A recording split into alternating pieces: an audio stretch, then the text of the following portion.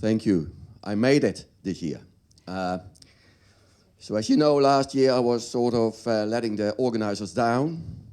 And fortunately this year I have managed to come from the other side of the planet to talk to you about how good is your sampling plan. And hey, why do we talk about it when 80% of the audience says, oh, I have no problem with my sampling plan? So we'll ask that question probably again later today after our presentation. I'm having a joint presentation with Fanny. This is our first team effort. So Fanny comes at the sampling plan and data side from science and background. I come from the sampling plan from a production/quality factory background. And that's important that we have the two views on the same topic. So, how good is your sampling plan? Let's first talk about where does your sampling plan sit. This is a pyramid I seem to use in every presentation. At the bottom of this pyramid in the green, you have your food safety and quality standards and controls in the business. So if you have a certificate, FSSC 22000, SQF, BRC in Europe, you will know all the green bits because that's what the auditors look at. And then at the top you have your management response, and in between sits our verification band, the yellow bit. And the interface between the green and yellow is our sampling plan. And the interface between the yellow and the blue is the data or information that we extract from the results of our sampling plan. So there's quite an interesting two interfaces here. And today we will talk about the green-yellow interface called the sampling plan. Because what it means though is if our sampling plan is not good, that really affects the information and the data that are going up to management. So the value of your results, the stuff that you get out of the laboratory, depends on how good your sampling plan is. And yesterday I had the privilege to present to a few people, and we were talking about sampling and sample handling. And I can tell you now that I think a few people after the presentation said, I might have to go back and look at how good my sampling plan is. First, you need to also say and ask the question, what's the objective? So we have two distinct areas of objectives here.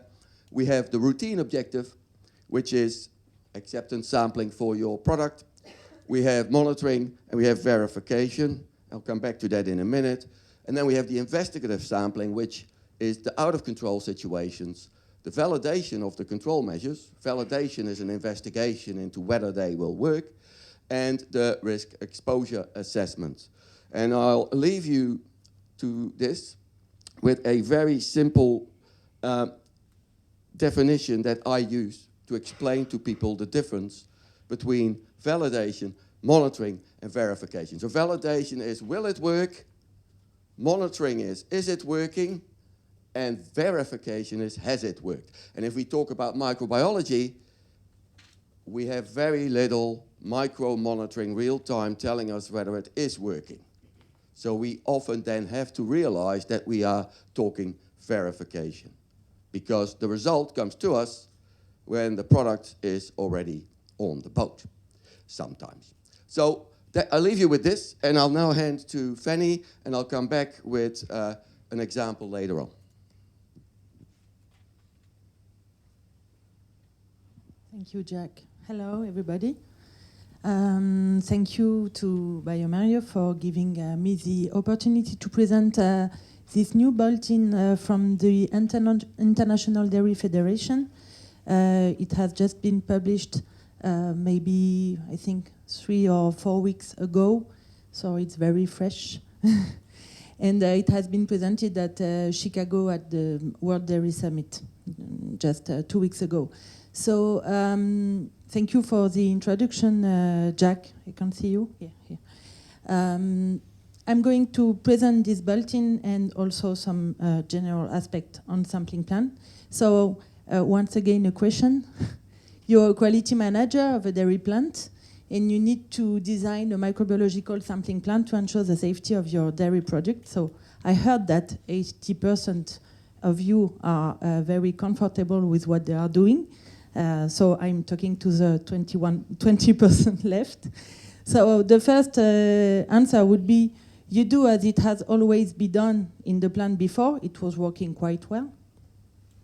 You rely on the regulatory microbiological criteria or the client exigence. It's quite expensive. It's a more and more requirement of analysis, but we should do it, so we do it because we want to sell our product. And the third one would be to read the bulletin from IDF to generate accurate and representative in-process microbiological sample data.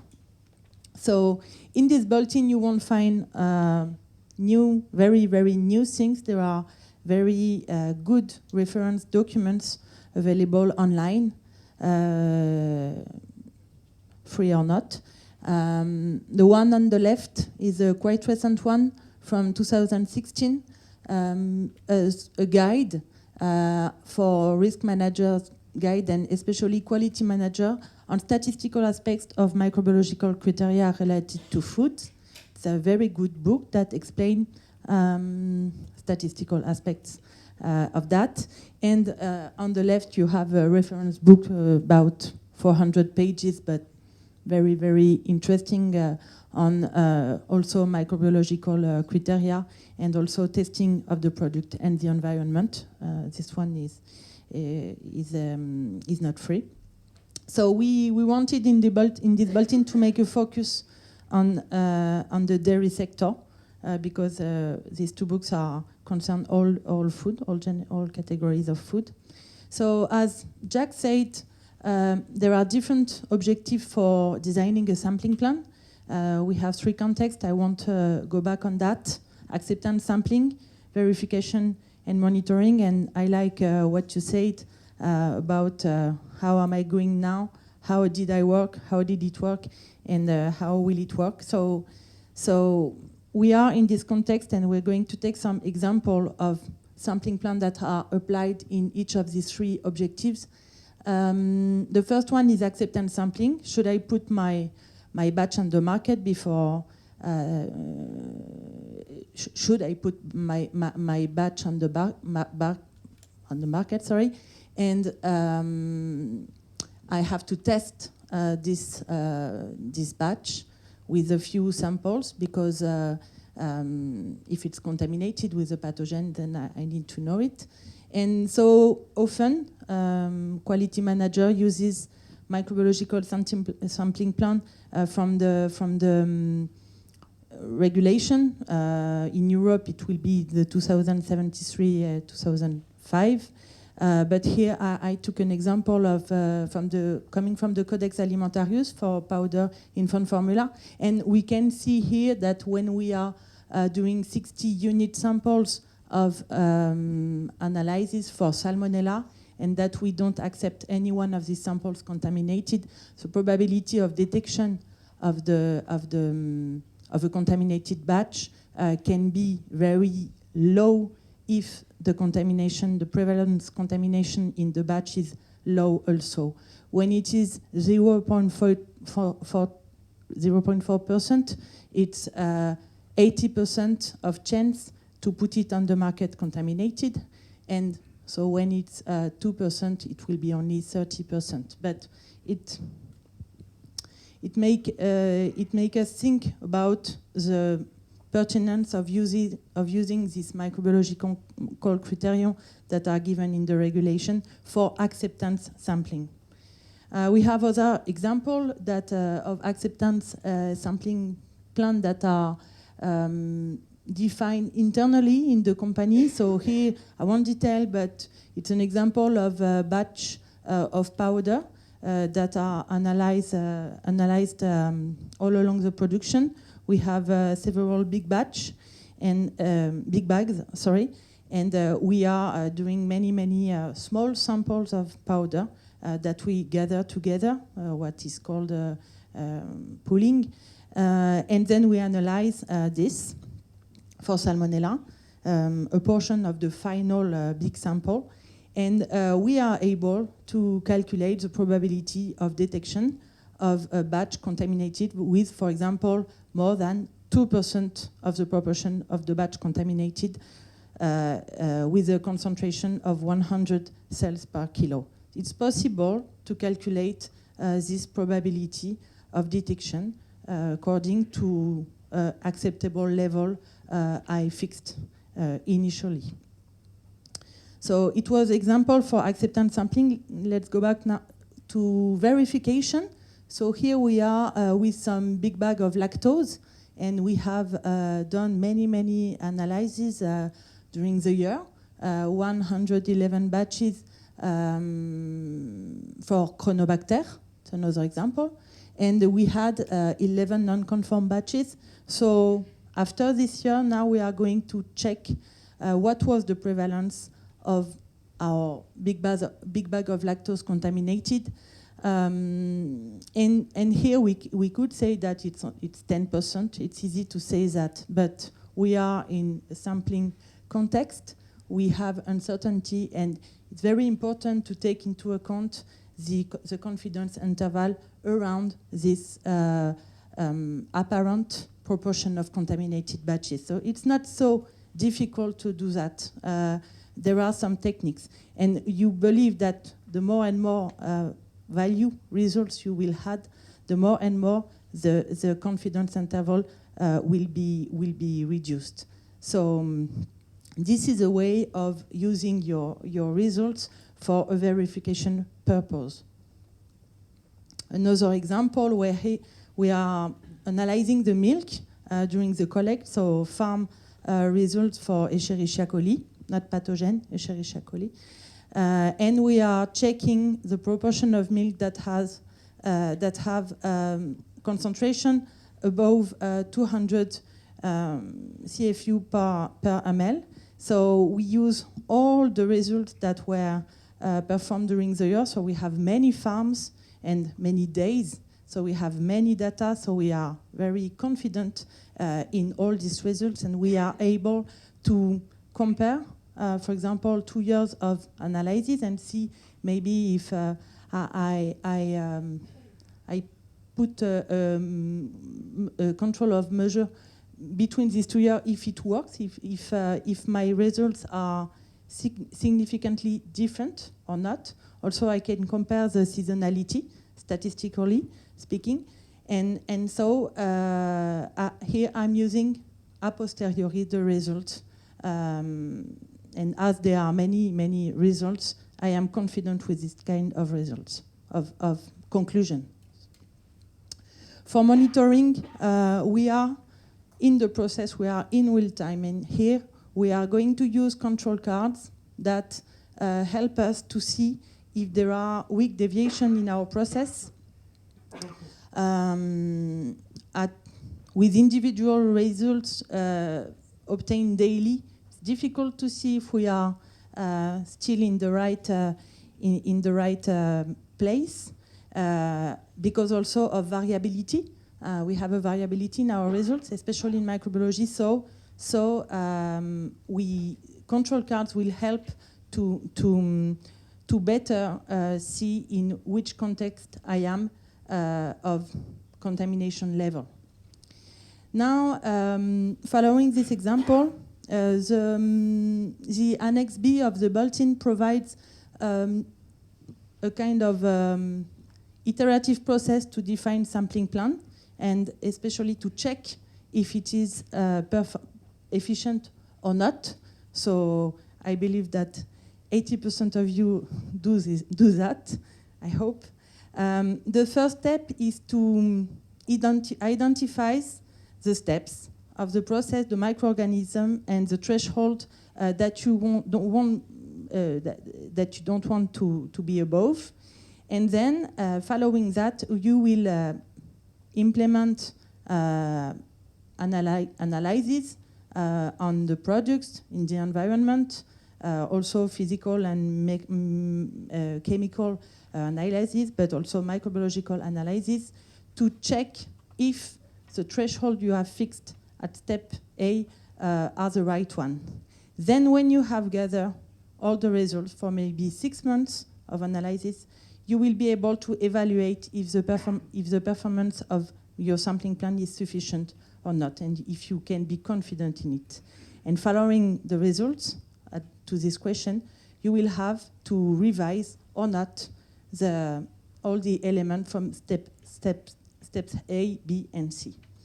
In France, we are producing raw milk soft cheeses in France. So there are many French in the room. So that are not producing raw milk cheeses. This is an example of guide that we have produced to help for step A, defining the steps of analysis, the microbiological hygienic indicator to follow, pathogen, etc. So for the milk, we have to monitor Escherichia coli because this is a quantifiable results and it's a hygienic indicator. We also have to check for Listeria monocytogenes, Salmonella, not pathogenic Escherichia coli because we can't find them in the raw milk at the farm. So we have in this book many information to define all that. I won't go in detail. Then at step B, we are going to put in place some what we call 2 classes sampling plan. It can be based on enrichment if we are in a pathogen context, or based on numeration if we are in a hygienic indicator context where we want to be above or less a given concentration. So I think you know that, and I won't describe the scheme, but you recognize what you are doing in place. The bulletin provides some recommendation because if you are working with a prevalence-based sampling plan, you have some factors that are influencing the efficiency of your sampling plan. And if you are working with hygienic indicator, other factors such as sample size, volume of the samples unit will influence also the results of your sampling plan. So we have like that some recommendations that are given. The main one would be to not retest your batch when you find it contaminated because contaminated with a pathogen, because if you retest the batch, the probability to find it back is very low. So this is the main recommendation, and it's why it's in yellow here. And we arrive at step C with the assessment of statistically of the performance of the sampling plan. And you will have different techniques for that. If you are in the context of validation or acceptance sampling, if you are in the context of monitoring, or if you are in the context of verification. But this assessment will always be based on the data gathered previously. So let's make a focus on operating characteristic curves that are used to assess the performance of sampling plan used for acceptance sampling. So the performance that can be expressed such as the probability to detect a contaminated batch with more than that has 1% prevalence of salmonella in it, for example. It can be an objective and you want to calculate this probability. It will be influenced by the analytical method and its level of detection. Also by the sampling plan himself. If you do 5 or 10 samples, then it's not the same result. But also by the kind of contamination we have in the product. If you are in a liquid you will have a random dispersion of the cells, but if you are in a solid such as a cheese, you will have the cells concentrated at the same place, so it will also influence the performance of your sampling plan. And all this information can be gathered and used to evaluate this performance. Of course, we have some basic knowledge is that no sampling plan that guarantees the absence of non-conformity in a batch, but you know that. Absence of non-conformity does not mean conform. And of course, only good hygienic practice will ensure the safety of your products. We always have to say that to ourselves when we are designing a sampling plan. So we have different kind of operating characteristic curves that are that can be used to evaluate the performance. Here you have two examples. One for two-class prevalence-based sampling plan for pathogen, and the other one will be for hygienic indicators. And we can see here that the dispersion of the concentration in the product has an impact on this efficiency, this probability of detection of contaminated batch. And all these kind of calculus are described in this book provided by FAO and WHO.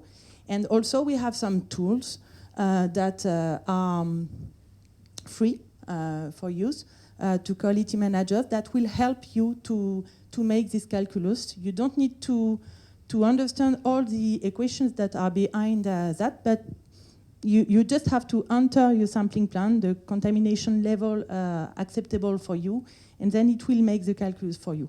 If you have modeling expertise, we were talking about competence just before with Cynthia, in your team, then you can do the calculus yourself. For example, if you want to evaluate the pertinence of pooling your sample, it can also be introduced in the calculation, but tools are not providing that. In France, we have developed some tools that make these calculations for the efficiency of pooling.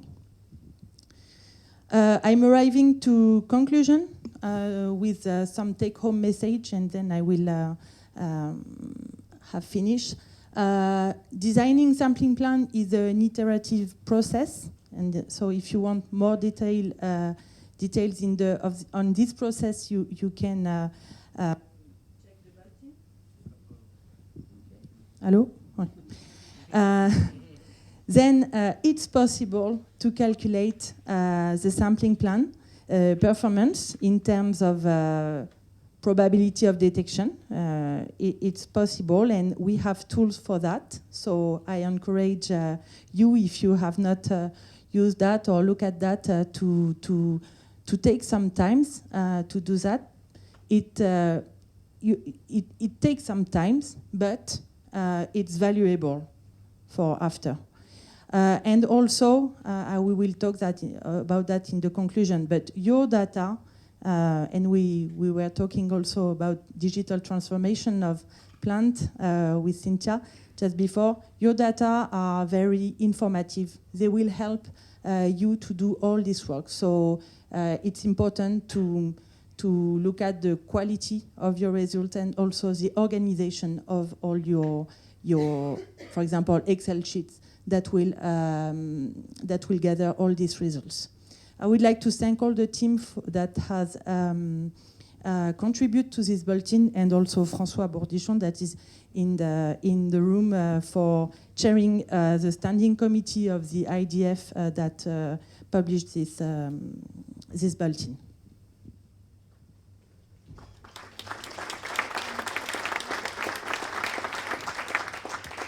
Thank you, Fanny.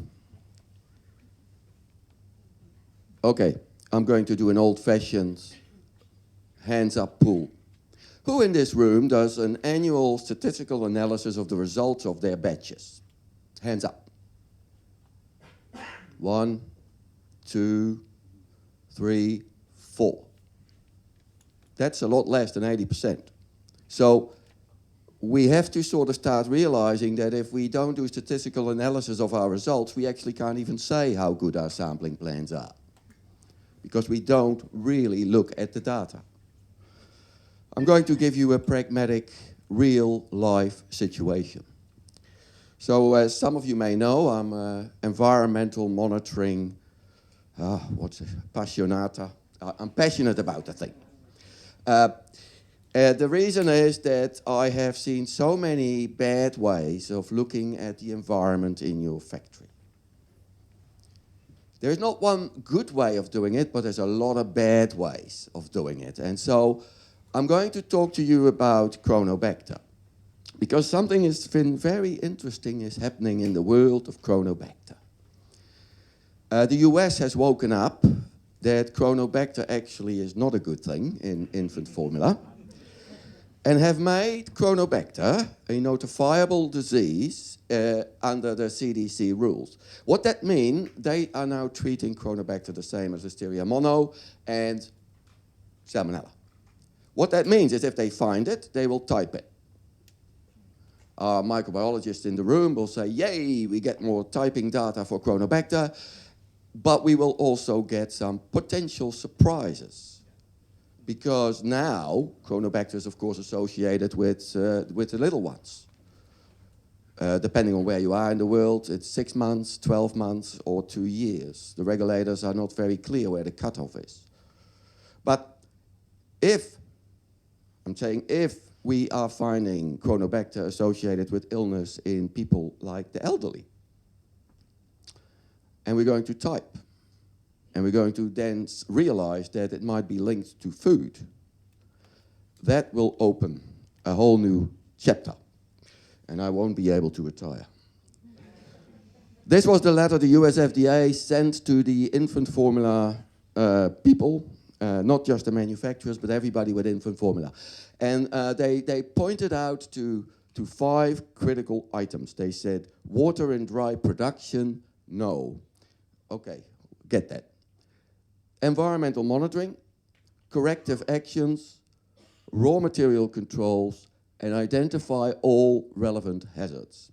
So this is a letter that went to all our US IF manufacturers, and between that letter and now, there have been 3 warning letters to 3 IF plants in the US that do not meet the stuff that's in these warning letters. So if you are in a position where you export your infant formula to the US, beware. I'm going to talk to you about this environmental monitoring and corrective actions, because that's where I really get a kick. I was visiting a plant last year, and this plant was saying, Jack, look, we want you to look at our Chronobacter controls. I said, oh, that's great.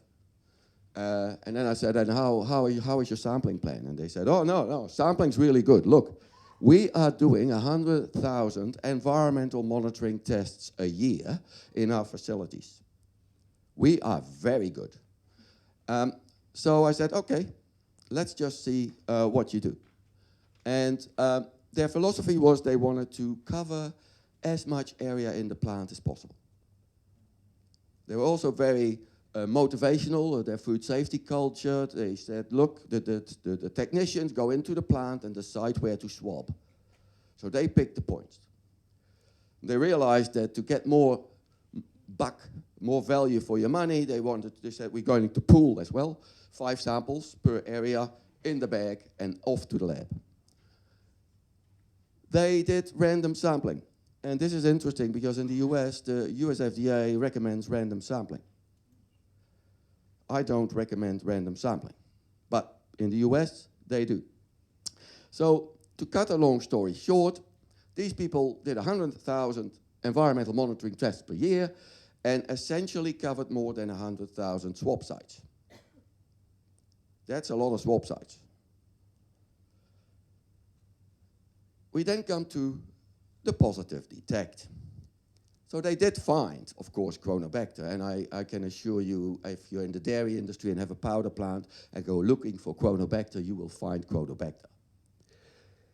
They, of course, were immediately forced to go back to the individual swab sites.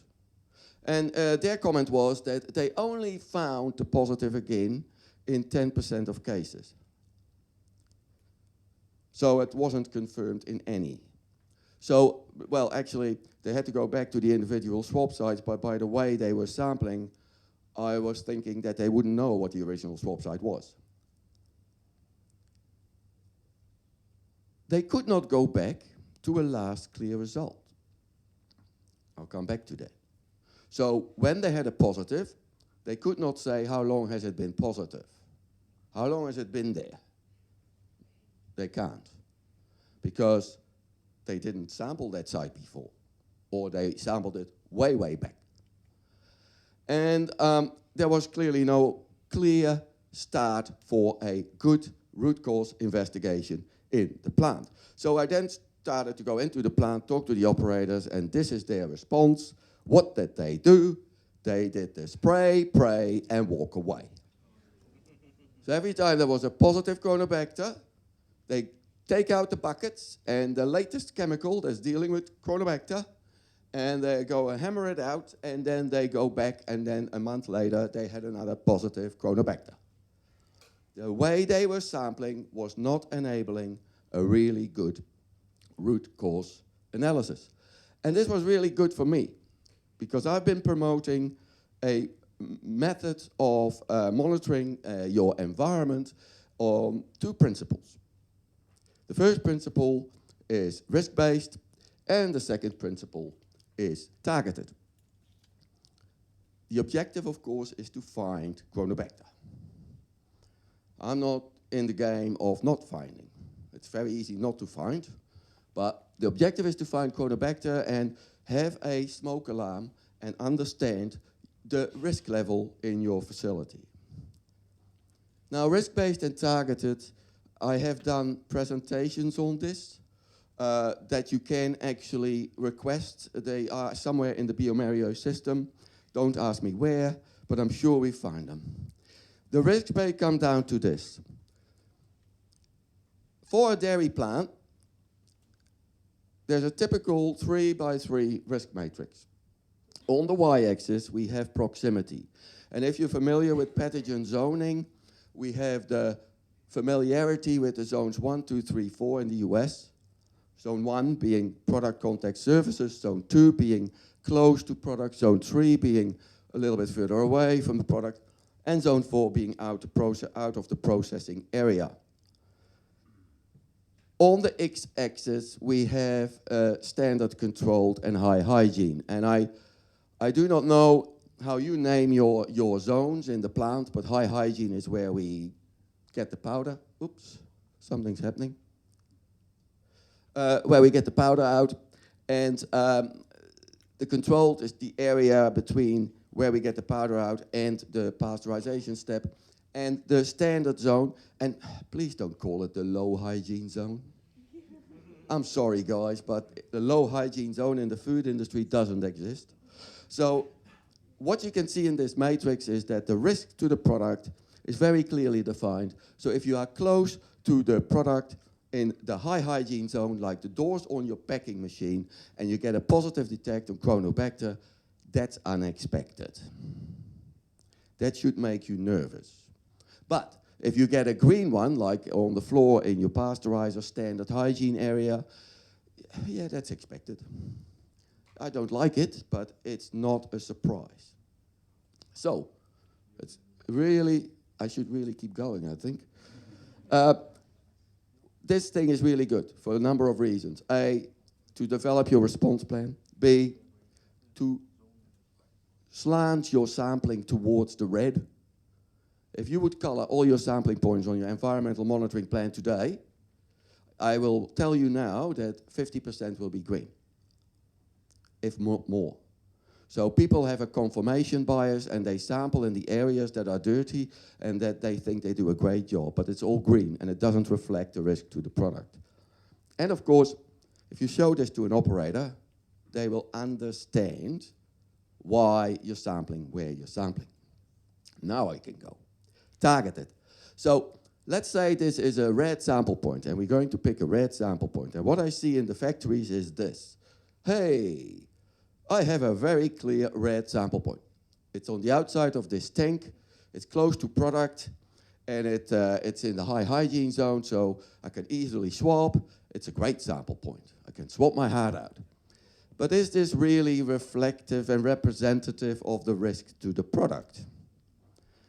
I'm not a microbiologist, but I don't think that the bugs can go through stainless steel into your product. So the best sample point here is at the top of the tank, where we have the lid, where we have the seams, and where we have opportunity for growth.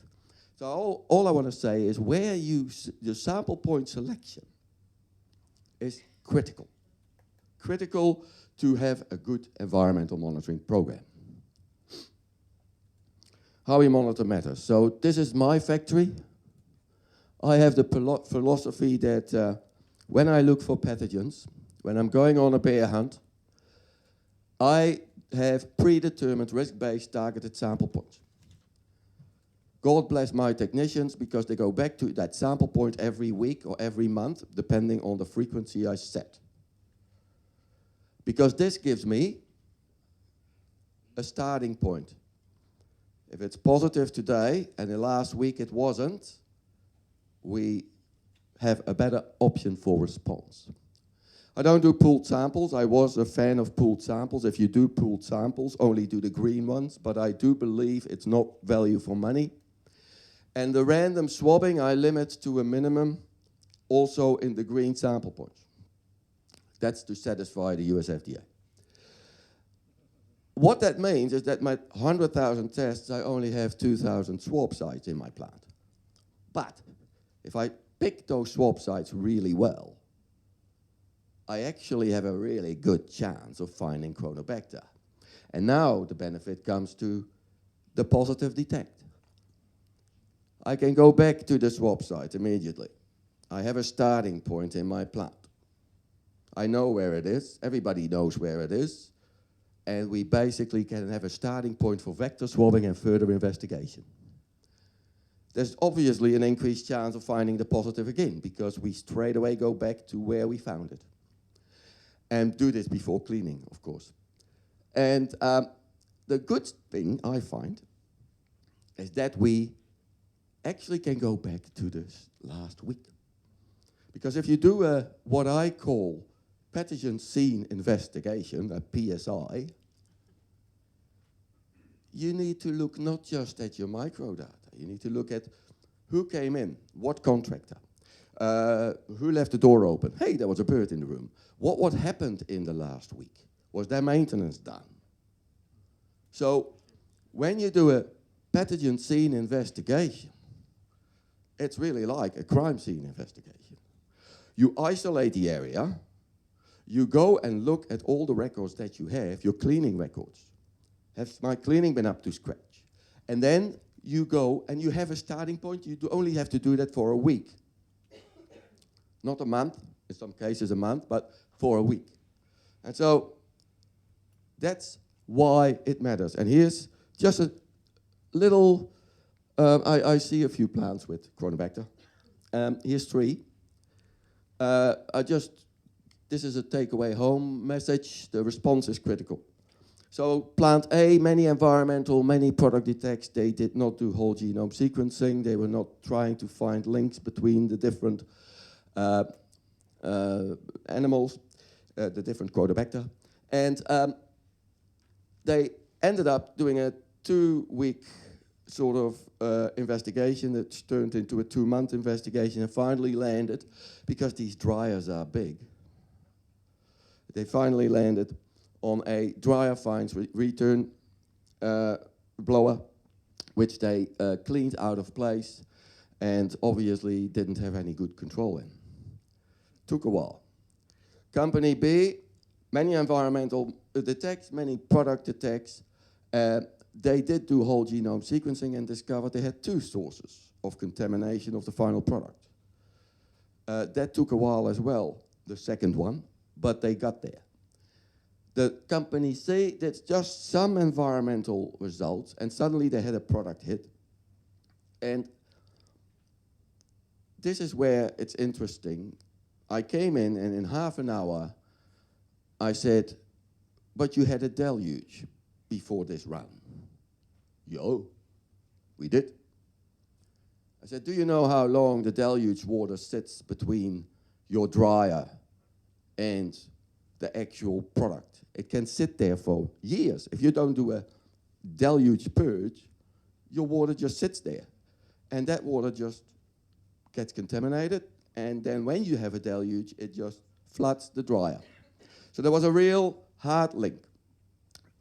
So the message to you, 80% said, you have a good sampling plan. I hope you do. Because a good environmental monitoring sampling plan should make music and not a lot of noise. Thank you. I'm going to hand over to Fanny to do the final words.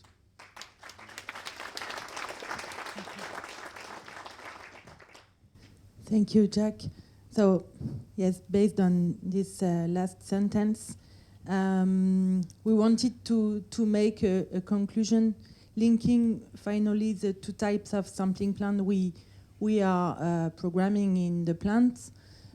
You are programming in the plants because I'm not, actually. Sampling plan in the environment, sampling plan for products. We can do a link, and it is done, but we can do a quantitative link. Just some word on the last very recent publication of the European laboratory reference laboratory for Listeria monocytogenes that was published, I think, 4 days ago. Technical guidance on sampling plan, sampling the food processing area and equipment for the detection of Listeria monocytogenes. So it's an interesting document to look at with very valuable objective: increase the probability of detection of Listeria monocytogenes, and you have recommendation on how, when, where to sample your environment to detect the bacteria, but you don't have information on the sampling frequency, the number of sampling points, the pooling or not of samples. You don't have this kind of information. You will have to refer to some document, ISO document. But in this document, my thought was that there was no recommendations to valorize data, so you understood that I'm very focused on that subject, and it's questionable, and I hope that the future will be to couple, to combine all these results we have from environment, from products. We have historical data that are very informative to ensure the safety of products, even if products are with a high quality level already, safety level. So the first one is to better use results on hygienic indicators, because they are visible, they are quantifiable, which is not the case of pathogen. So how to use these results to detect weak deviation of control loss of your process. And for that, we will need to better understand the use of control cards to monitor daily these hygienic indicators. Also, the other question is to correlate environmental results to product results. It's not so easy, but with some work, it can sometimes be done, and then you can finally rely on your environmental results to better prevent a product contamination with a pathogen. It's possible. We have some example for that. And finally, data will allow to detect weak signals of deviations, but we need to organize them better and to use them better. So how to do that? It's not so easy. And I hope that in the next reference document that are published, here are 2 examples, it will be done. So this was the conclusion. Thank you. Thank you, Jack.